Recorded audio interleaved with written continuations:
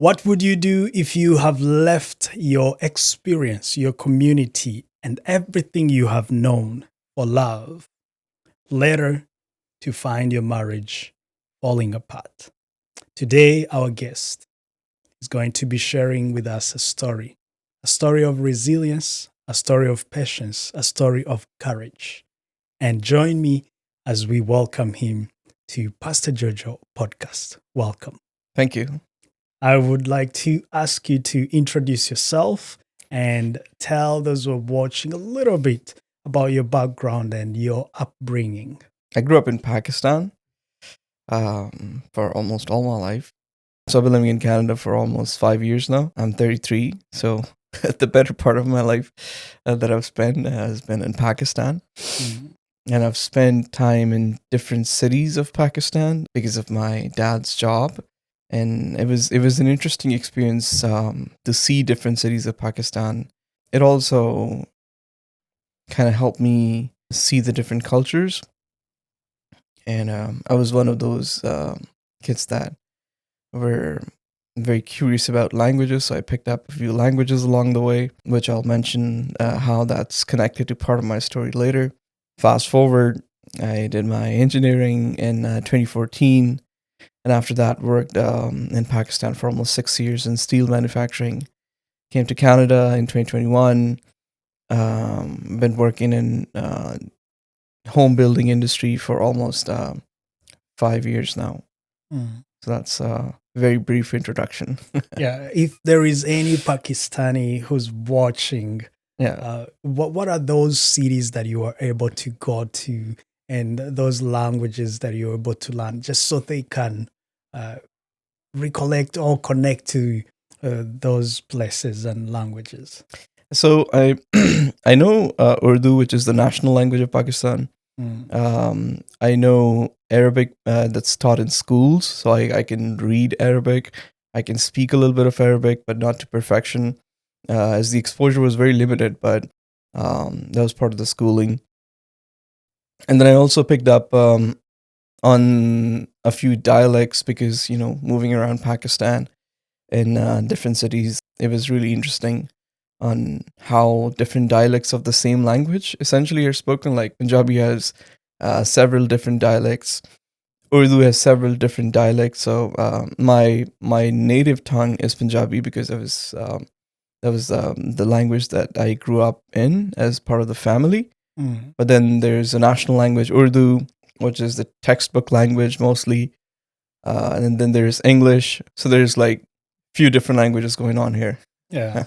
So how is growing up in Pakistan like? So growing in Pakistan it really depends on what part of Pakistan are you living in. Mm. So there's city centers and then there is rural centers, which are really like, it can go like deep in the provinces and all that. The culture also changes and depending on where are you growing up in Pakistan. And most of the country, as most people know, is majority Muslim country. And the minorities, there's few minorities. There's Christians, there's Hindus, there's Sikh, and there's a bunch of other small minorities in the country.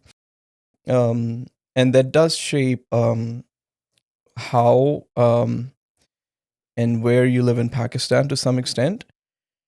So yeah, those experiences kind of factor in where you live in Pakistan, given that there's a population piece involved, there's a religion piece involved, there's opportunities that can be different for different sets of people. Mm. So that's where it really depends. Like, what's your context? Like, where exactly you live in Pakistan Mm. could heavily depend on what your experience of Pakistan really is. Yeah. You said that your life was highly influenced by your father, Mm-hmm. who was working and traveling to different cities. Mm-hmm. And that makes me think that you were so exposed to different cultures and Mm-hmm. different experiences in the country. How did that shape you at a young age, being exposed and having that benefit of traveling different places in your country? I think it definitely exposed me in different ways. It exposed me language-wise, it exposed me culture-wise. It also kind of gave me the idea of how different set of people can behave in different environments. And also living in Pakistan, there's a common context, which is religion. There's culture is the common context. So it also kind of shapes your experiences in Pakistan. And now you said you went into engineering and continued your studies. Mm-hmm. Is it the cause of you being here in Canada? Did you come as an engineer? Because I know there are people who immigrate because of their experiences. Sometimes they will give out those visas for engineers, medical, healthcare workers. So did you come in that channel? No, I actually did not come as part of my schooling or as part of my continued experiences. I came from like through a very different route, what some people could call spousal visa or spousal permit kind of thing. But yeah, it's completely unrelated to what my education and professional experiences were. Okay, tell us about your marriage. At the beginning, I mentioned about marriage breakups, and I'm pretty sure those who are viewing are wondering what happened. Can you please take us into a journey of your relationship, where it started from, and where you are right now? Yeah, so it goes back to the summer of 2019 when people in my church had connected my parents with another family, and that's how, by the way, typical marriages in Pakistan happen to even today. So marriages are typically arranged in Pakistani culture. People connected two families, and that's how it all got started. And we were engaged. Like I was, there's something called roka in Urdu. Yeah. It's like, it's something. How do I describe that? It is that I don't want to use the word assurance. It is you're entrusting. Entrust may be a better word for it. That it literally means stopping. In literal sense, it means stopping in our context. So my roka happened in Pakistan, and what it basically means is that you stop looking for another woman. Now you're kind of booked. Yeah. What it really means is that that happened, and that's kind of another way of kind of engagement, you can say. Some people kind of take it to the extent of ring ceremony as well, which is still considered part of the roka, I think. But then it's considered a formal engagement at that point. So roka is like a pre-step to engagement, you can say. Okay. So it happened in the summer of 2019, and the families were pretty excited about it. The girl that I got engaged to used to live in Canada. She was, I think, completing her master's at that point. Families got pretty engaged, and at that point, they decided that we would like to turn this into a marriage thing. So they decided dates and everything, and by the time we were already kind of in discussion, like through WhatsApp and all that stuff, the decision was that she's going to come back in January 2020, and then we will get married, and that's how it will go. And then she's going to go back and basically, I was going to join her in Canada. Yeah. That was the plan. So the marriage happened, and surprisingly, while she was there for I think 3 weeks or something, right at that moment, it was like people started talking about COVID. People started talking about COVID in different countries a little bit, a few months before that. But in Pakistan, it just like it became a serious thing. We saw an uptick of, okay, so this is different. This is gonna affect travel. This is gonna affect everything. So we just started like ramping up towards that in the COVID journey. So she had to rush back because she had a job in Canada. So that was the conclusion of her visit.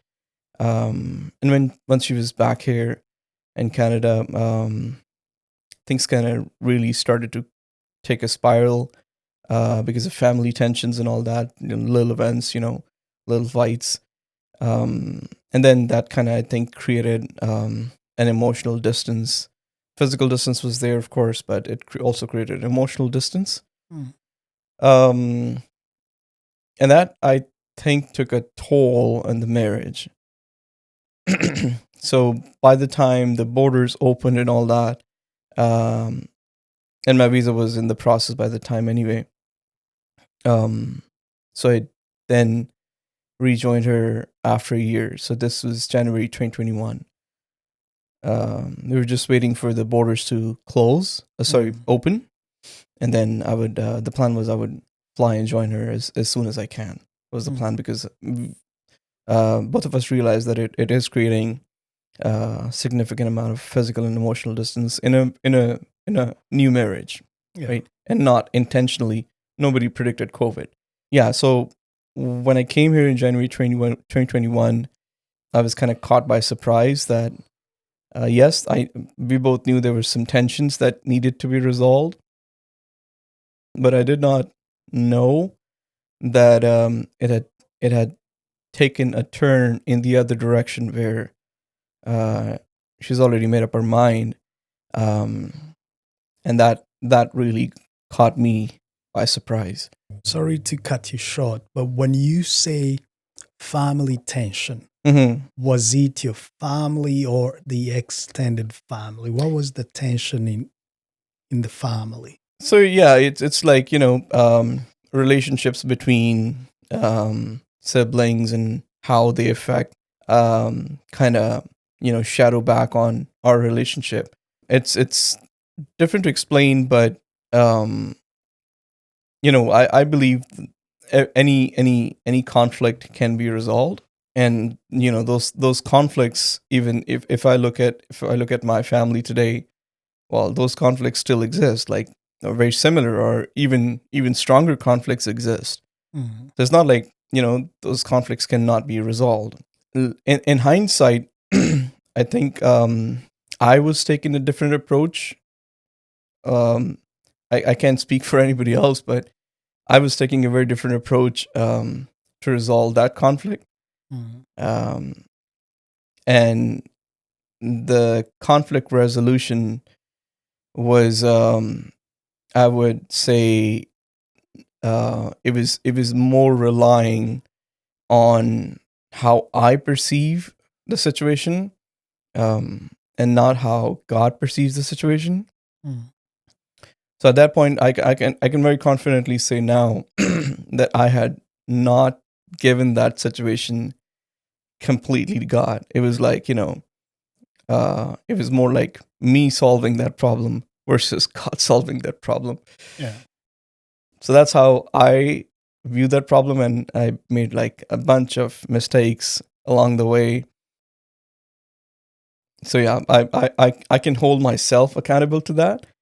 I can't speak for anybody else, but yeah, my approach towards that problem was heavily relying on my own understanding of how this conflict can be resolved, and not how God can resolve this conflict and what's the possibility in that. Yeah. Now I see conflicts in a very different way. And again, like I said, there's still, there's when there's sibling, there's parents, there's extended family, there's going to be conflicts. There's going to be a lot of conflicts. And anybody who has family would know that there's going to be discussions, there's going to be tough discussions, there's going to be disagreements, there's going to be quarrels. Those things exist. But I can say that now I see those conflicts differently.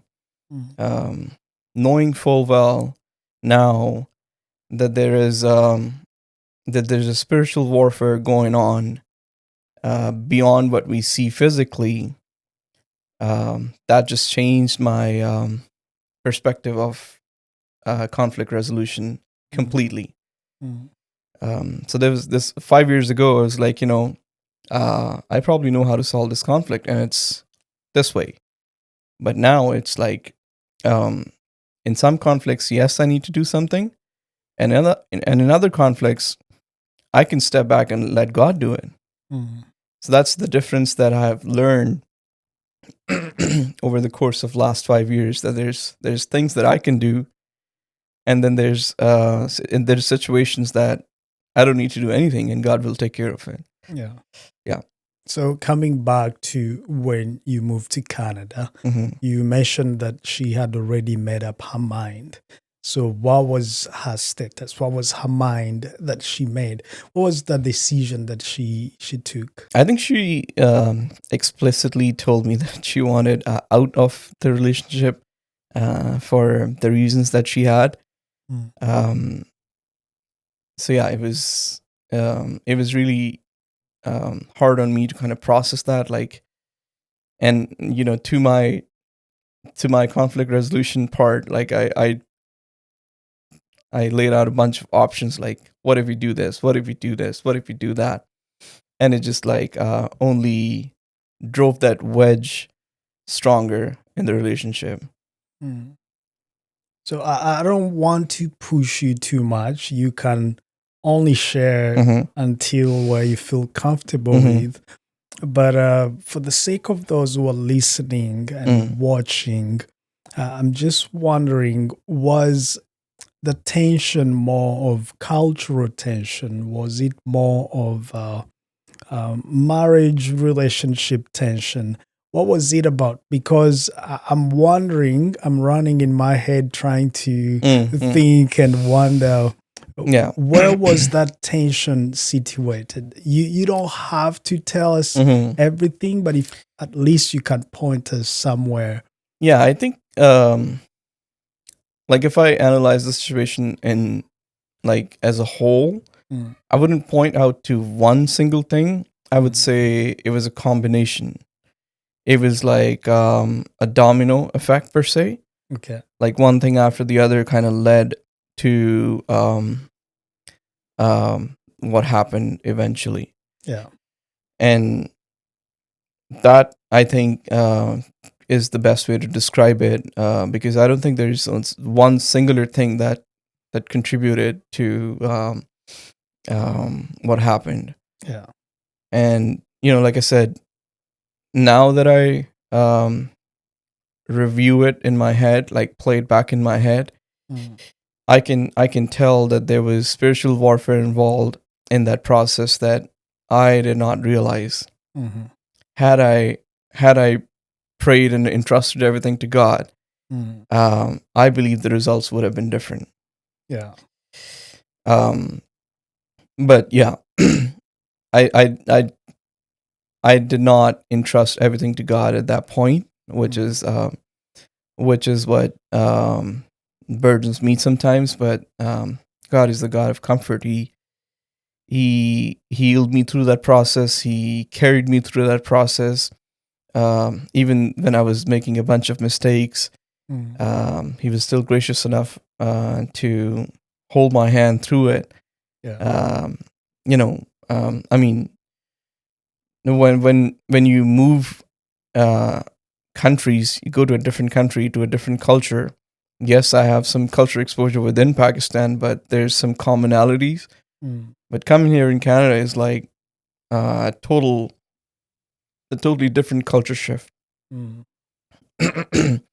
And not knowing anybody here was very different. Like not knowing where to go, not knowing how am I gonna live, how am I gonna eat, how am I gonna what job I'm gonna go to.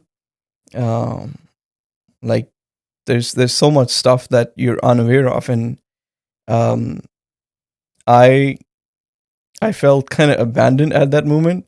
Mm. Um, but what I did not realize, and now from hindsight, I can tell that God was uh, teaching me a lesson, and the lesson that He was teaching me that people cannot be the center of your life. Mm. I am.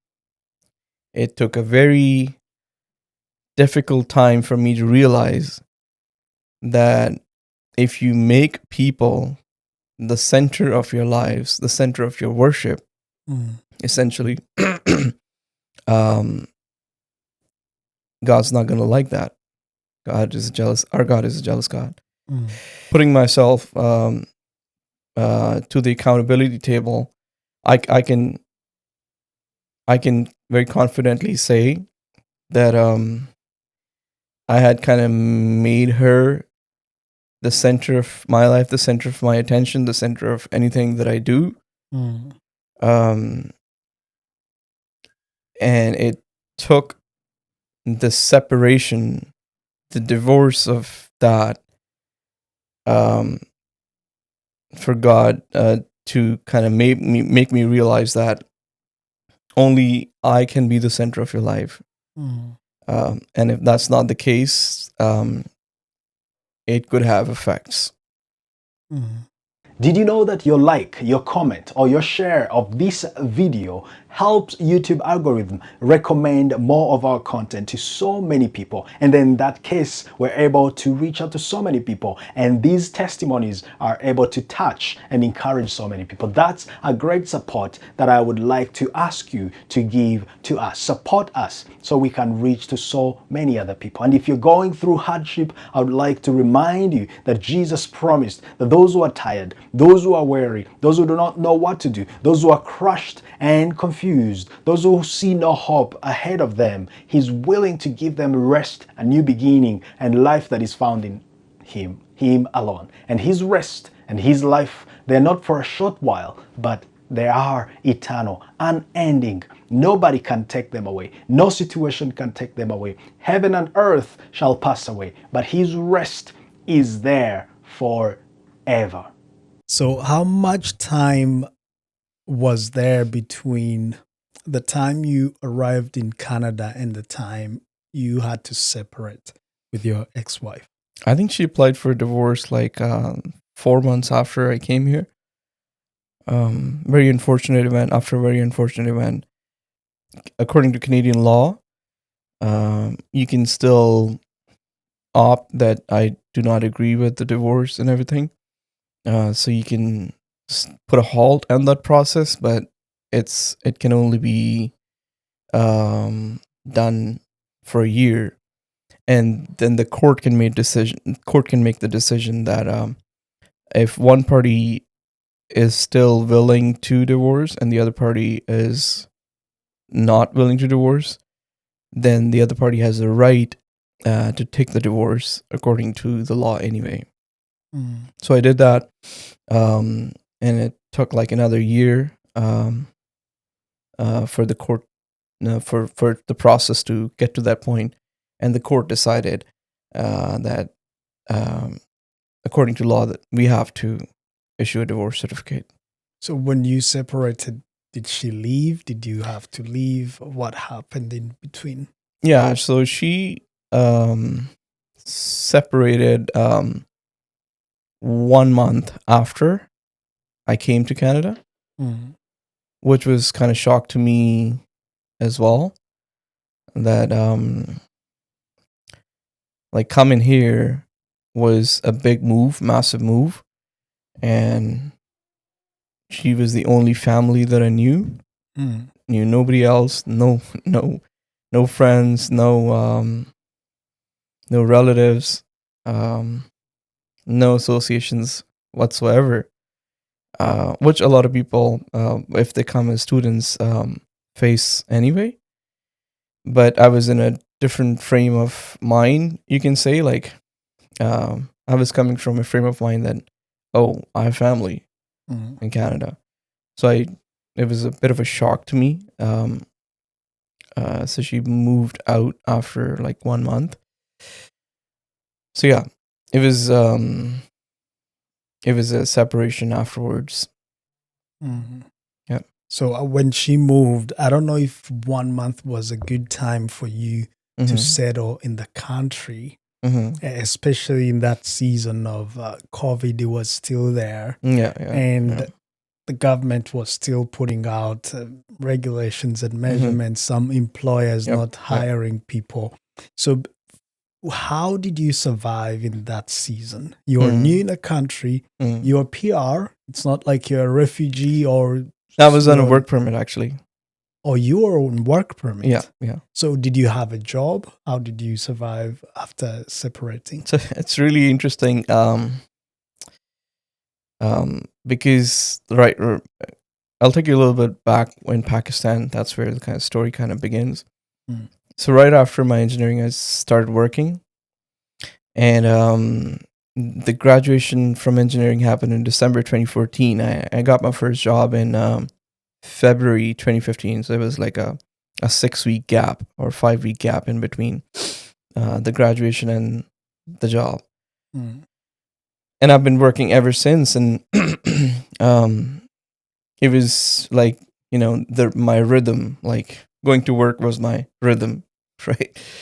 So coming here, obviously, like resigning from that job and coming here, it's like, okay, so I have to A, provide for myself, and B, provide for my family, which was her at that time. So how do I provide for my family? It's like, I gotta get a job. But to your point, yes, it was COVID time. There was a quarantine period. If anybody remembers, and there was a 14-day quarantine period that once you landed, you cannot even go out of your own house for 14 days. You have to quarantine, and then you were allowed to go elsewhere out.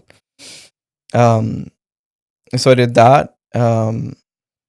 And then in that quarantine period, I dealing with the situation internally with the wife. I also started applying jobs. So I would apply like to hundreds of jobs a day to see where the Canadian market is at, and like what are some of the jobs that I can get, and not knowing anything about how the job culture and job environment is, like what kind of jobs are out there for me, are they relating to my experiences? And so I have some friends in Ontario, and before coming here, they had kind of scared me, like, you're not gonna get any jobs out here.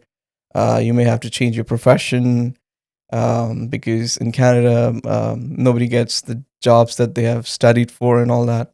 So I had that at the back of my mind, and I kind of proceeded in that direction, because I wanted something to kind of get by, to start with. So I was working as an engineer in Pakistan, and then it progressed to manager production. So I was in a good position over there. So over here, when I came here, because I wanted to kind of see like what range of jobs are available, and what are the options. So my first job that they gave me was a plant operator, which was a very basic job. Like, if you're working as an engineer in Pakistan and you're coming here and doing a very basic job, it's almost going the other direction. But then again, I was coming from the frame of reference of what my friends had told me. It's like, you're not going to get any good jobs out here. So what I thought was like, it may be a good idea to, okay, so I'm an engineer. I may not get a good an engineering job, but I can maybe target 2 or 3 levels below. So I target like supervisor jobs. And so I did other jobs as well. Like, I applied for other jobs. So I got the plant operator job out of Delta. I was living in Burnaby at that time, bit of a commute. And then while doing that, I was also applying for supervisor jobs. So one of the company called me, the current company that I'm working at, and they said, yeah, we can offer you a supervisor job, no problem. However, and I'll never forget that. And they said, however, we have read your resume. It says that you're an engineer. We're not sure that why you're applying for a supervisor job if you're an engineer. Yeah. And I go like, I told them the same story. My friends had told me, like, they told me that you're just not going to get work for the experiences that you have before. They said, well, we have a position that is vacant and it fits your profile. And that is perfect for an engineer. Would you like to apply to that position? And I go like, sure, no problem. Why not? And and this is happening, by the way, in March. I got my first job in Feb. Yeah. Right after the quarantine, I started working. And just a few weeks later, and the interview process was already going. So I would do a job in Delta and come back for the interview in Langley for that position. So the interview process was going very extensive. They had me interview for the engineer position. So it's like a set of 4 or 5 different interviews across different levels, like basic interview, and then advanced interview and directors and all that stuff. So after I think 1.5 months of evaluation, they offered me a manufacturing engineer job, which was based in 2 different factories, one in Langley and one in Chilliwack. And at that time, I was living in Burnaby. And I was like, so I thought in my head, like, I just Googled it, like, where's Langley, where's Chilliwack, what would be the best place to live while I'm doing this job. So then the map showed me, like, there's a city in between called Abbotsford. It's like, okay, let's try and look for some homes in Abbotsford. Yeah. So I found like a rental room in Abbotsford, and that's how I ended up in Abbotsford. Oh, wow. So Burnaby, that's like 30 to 40 minutes if there's no traffic. And Chilliwack from Langley, it's about an hour. Yeah. When there is no traffic. And that's on the highway. Yeah. So I didn't move to Abbotsford right away. Okay. So I got this job in March, and they told me to join in April. So I joined in April, and I was doing the commute from Burnaby to Langley for 2 days and Chilliwack for 3 days. Yeah. So that was my commute. And during that time, I realized, like, I'm way too far out. I got to move somewhere in the middle. Yeah. So I can go in both directions. Right. And after 2 or 2.5 months, I realized, like, this move has got to happen because it's too long of a commute. Yeah. So I learned, I looked for some places in Abbotsford, found a rental, moved there in, I think, July or August or something like that. It was a very small room, not much privacy for all that. And then I moved to another place in Abbotsford, which, by the way, was right across Immanuel. Nice. And that's how I ended up at Immanuel. So yeah, I started going to Immanuel after that. Yeah. And met Pastor Kyle there. Great guy, by the way. Good mentor. He has, poured a lot of wisdom into me, walked me through some very difficult situations. Yeah. Wow. Praise the Lord for providing in that hard situation, giving you a job to do, giving you a church in that situation. It's really great. Now, when you look back in those 5 years or 6 years that have now passed, is there anything that you feel like you could have done differently if you had a chance? I think I alluded to it a little bit in the beginning, and it was the way I handle conflicts now versus the way I handle conflicts 5 years ago. Yeah. There's still a lot of conflicts, in my daily life situations. In fact, the number of conflicts that I face today are more than the number of conflicts that I had in my life 5 years ago. But it just like it's dealing with those conflicts from from coming from the perspective of, okay, what does scripture say about it, about this particular situation, and B, how do I act biblically, and how does God want me to act in this particular situation to solve this conflict. And C, the spiritual warfare piece is very, very important in this like conflict management. And so I would be 5 years, if I would change and go back and change anything, I would be less angry. I would be more prayerful, and I would rely on God's understanding of the problem more than my understanding of the problem. Yeah. These are the 3 things I would change. That's great. That's great lessons. Before we go to the end, I just want to understand on the Pakistani cultural perspective, when you divorce after getting married, especially after a very short time, how is it taken? How is it viewed?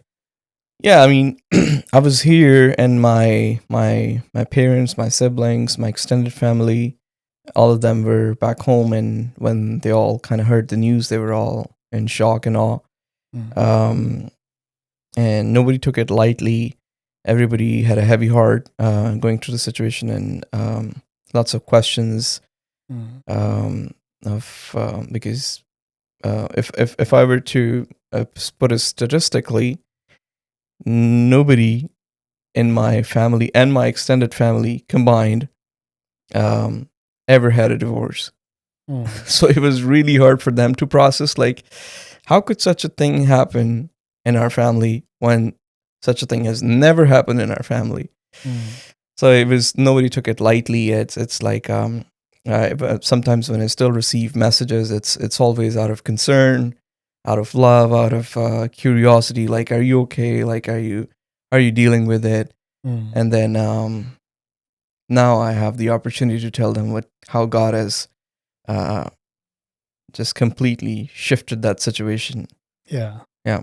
Wow, that's really beautiful, because I was so worried that there might be a cultural pressure, because some people, after they have gone through hardship, they still receive cultural pressure. But it sounds like your family is very supportive, concerned about you. That's really great. And now you said Pakistani is predominantly Muslims, but there are Christians and other people from different religions. So when you see your life in Pakistan and here right now, how is your Christian life experience when you compare both? Of course, your life is same, but when you are in Pakistan and when you're here in Canada, how is your spiritual life right now? I think it was always a very church-going kid growing up in different cities of the country. The parents always encouraged to go to church, so that kind of laid the foundation of my faith. They were very they had a good routine for prayer and helping us know faith. In such a very in such a difficult situation that was around us. So there was, like, school experiences, and there was experiences with friends, and there's a lot of bias in that society. And then we would come back and tell the parents, and it would be difficult for them even to process those situations that would happen in schools. with Christian kids and kids from minority in general. But yeah, it's a different environment to grow up in. But yeah, growing up in a very predominantly Muslim society, I would say it it's it could be a different experience for a different set of people. For me personally, and thankfully, it was a strengthening of faith. Like knowing faith from the home that I grew up in and going out. Growing up in Pakistan could be different for different people. For me personally, the home that I grew up in, my parents were very they made an effort for us to know our faith and where we belong in the society, and not to compromise on faith. So they made a pretty good point of that. And churches in Pakistan are also, I would say, scripturally very strong, because there's not a lot of new Christians. It's the same community that is growing, and they face the same things from the society day in and day out. So it kind of creates a catalyst within the society to look to God for the issues that they face in the outside world. So yeah, to me, it kind of did the same. It's same thing. It strengthened my faith growing up in Pakistan. I would say I was, like I said, a very church going kid. Yeah. It's good. Well, I would really like to mention your church with great people that have been there to support you. Like you mentioned Pastor Kyle, Pastor of Immanuel Church there in Abbotsford. God bless you, Pastor Austin, Hannah, and all the stuff. I would like to say God bless you for the work you do. Before I let you go, what would be the message that you would give to people who are going through marriage breakdowns and divorce, and people have already gone through it, but they don't know what to do? The message that I would give is that rather than trying to solve the problem all by yourself through your own understanding, my advice would be to rely on God's understanding of the problem. And the scripture says that that we should not rely on our own understanding, but submit our paths, submit our ways to Him. So yeah, my advice would be to, if the situations can change, I have situation A, somebody has situation B, another person has situation C. The situations could look different. They could be, vary in so many different ways. But the answer always is looking to God, submitting to God our problems, our issues, our worries, and that's where a solution that is going to come from God will look so different from how you can resolve that conflict, how you can resolve that problem. And I've experienced that in other areas of my life. That when I submitted that situation to God, the results were totally different from what I could have ever come up with that solution. It's completely different. I can see that. I can experience that. Yeah. Yeah. Oh, Haroon, thank you so much for taking time to be with us today. It is a pleasure to hear your story, but also hearing how the Lord has been with you and the few lessons you've learned from this situation. I pray and I wish you that you continue to have a great life, healthy, spiritually, physically, and that the Lord will continue to guide your steps. Thank you for your time. Thank you. Thanks for having me.